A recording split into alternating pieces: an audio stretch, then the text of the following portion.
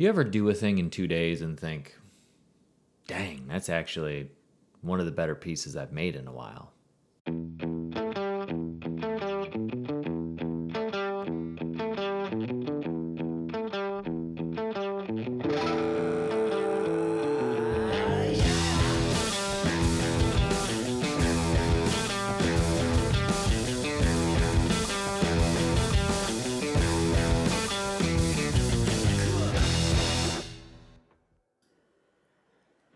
You know, if you've watched my videos for a while, you may know that I'm a big fan of build-offs, of challenges, of timed events, of games, for lack of a better word, that force you with extreme limitation to act quickly and not overthink, not overanalyze, not spend so much time hyperfixating on whether that joint is the correct aesthetic choice, but to just get the damn thing done.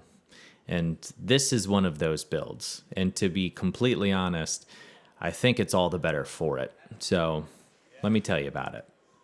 So Sam and Brandon and I, we've been friends for a while. You know Sam from previous videos on my channel or from her own channel. We are real idiots together. That's part of the joy of working with her. And Brandon is an incredibly accomplished cabinet maker and woodworker himself. And so we came together in Western Maryland to design and build a bench or a settee or a two-seater, whatever you want to call it, for the Maryland Department of Natural Resources. This is an event called the Maker's Ultimate Challenge, wherein we have to purchase our materials through social media promotions. So we posted stories, we posted reels, we posted photos to our feeds, which then gave us what they call muck bucks, from which we could purchase, or with which we could purchase from the lumber store. Now, we only were able to purchase 2 slabs. That was the entirety of what we could afford, and frankly, the entirety of what they had as far as matching slabs. So that's what we were set to use to create, to design and create this bench. And while Sam and Brandon were processing it to rough size, once we had a direction, I was finalizing this design in CAD, and I was getting these templates printed and cut in vinyl. So let's talk about the design for a brief moment, because I think it actually is quite a nice design. This object was going to live in a lodge that is owned by the Maryland Department of Natural Resources. And so we designed it with the intention of it being both modern and elegant, and juxtaposed with the live edge nature of the slabs, give it that rustic feel so that it feels at home in a cabin or a lodge. You don't want to design a piece for a space that feels dissonant with the space itself. But you also don't want to, or I should say, we also didn't want to design a piece that looks like we tacked it together with brad nails and wood filler, you know? And Brandon and Sam did a lot of coffee breaks on this build. I'm not going to lie. It was kind of a one-man job. I'm just kidding. They were obviously super, super valuable. I could not have done this build without both of them. But I got to make fun of Sam. That's what we do. That's the basis of our friendship. So Brandon had to skip playing these slabs down because we didn't have a jointer that was big enough to accommodate. I think the slabs were close to 10 inches or 11 inches. They had a 6-inch jointer, and to be completely honest, it was not in good shape. If you've ever worked at a makerspace, you know that they can be really, really valuable places. The community can be incredibly valuable. It can be really valuable to not have to own all of the tools and just to be able to use community tools or rent tools. But what that also means is sometimes those tools get a little beat up. And that jointer, well, that was the case for that jointer. I'll also say that Sam, this was the first time that Sam has been cleared by a doctor to build since a really serious hand injury. So she's a little limited in this build physically, but she was obviously there for emotional support for the entire thing, and was also very clutch in some of the things that, just the time filler things, you know, like ripping the edge off a slab while I'm trying to get prepped to CNC the leg templates out. So Brandon and Sam took one of the slabs and we hinge matched it meaning that we took the length of the slab, cut it, and then rotated it down or hinged it down on itself, biscuited it together, and that became the seat for our bench. And we had to make sure we got that done on day one because this is a 2-day build, and we didn't have time to let that thing dry in the middle of day 2 while we're trying to put finish on it or cut our joinery. Once we got that done, we got prepped to cut things out on the CNC. Now, we had a CNC available to us that could cut through a 1 3/4 inch slab, so we used it.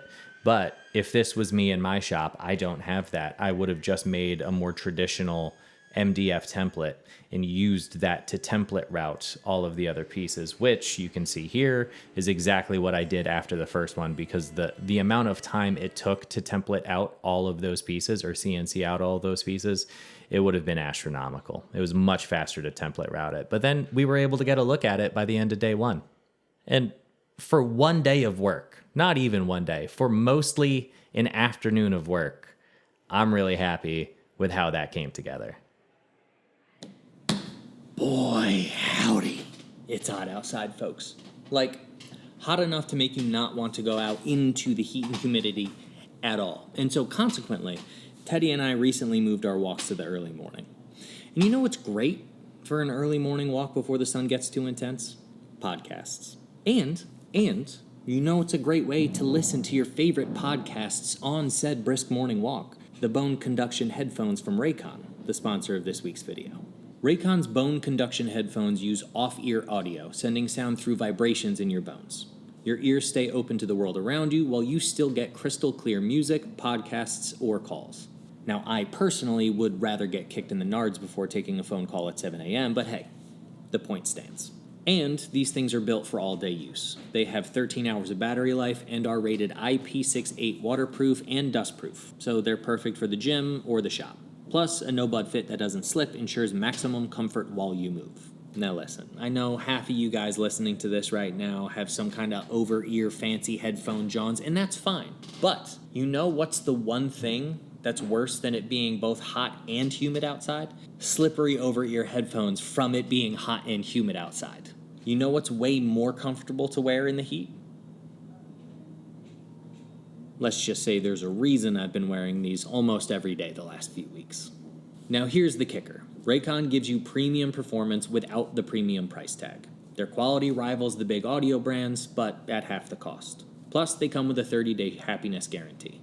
The bone conduction headphones are a great option for everyday listening. So click the link in the description or go to buyraycon.com/ENCurtisBC to get 20% off. And thanks to Raycon for sponsoring this week's video.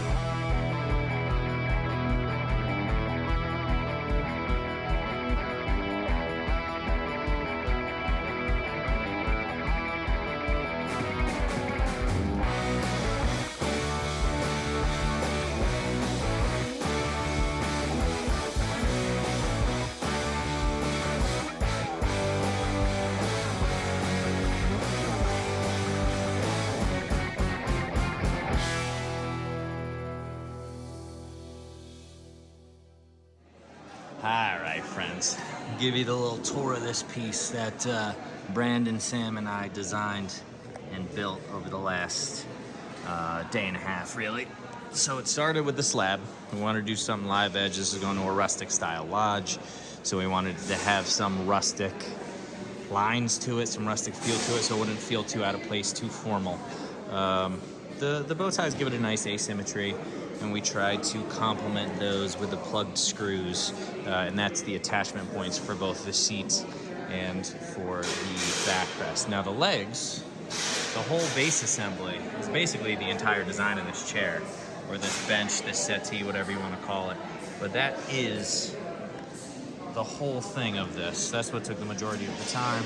I designed these up in CAD, in SketchUp, converted that over to Shaper Studio, and downloaded the DXF file, and then had these guys get CNC'd out.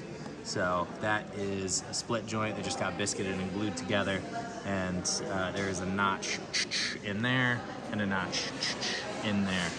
And honestly, it's a really lovely little form, and I think if I were to take this form and convert it slightly, alter it, squeeze those in together and have the legs splay out, I think that could be a really nice little chair form. So I'm quite happy with it, and it sits really nicely for what it's worth. So there you go. That's what we've been doing over the last couple of days. Very simple, but very effective. There it is, friends. Simple, but indeed effective. It was a silly build, but it was a really fun build. And this was a bit of an old school video. So I hope you enjoyed it. I hope you go make a thing. And as always, I hope you try to enjoy it if you can. Cheers.